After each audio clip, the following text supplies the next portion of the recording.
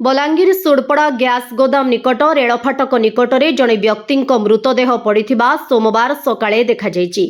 मृत व्यक्ति जनक हेले मलमंडा गाँ स्कूलर क्रीड़ा शिक्षक देवीप्रसाद राउत बयस 58।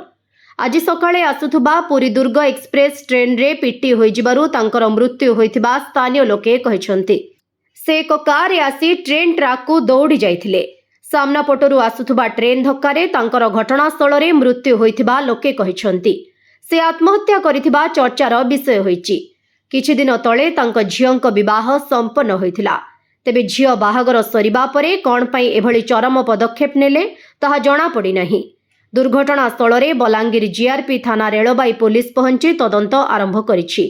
रेल लाइन ट्रैक रु मृतदेह को उद्धार करा जाई बलांगीर भीमभोई मेडिकल कॉलेज हॉस्पिटल को पोस्टमार्टम पाई निया जाइथिबा पुलिस पक्षरु सूचना दिया जाइछि। ब्यूरो रिपोर्ट स्वतंत्र वार्ता।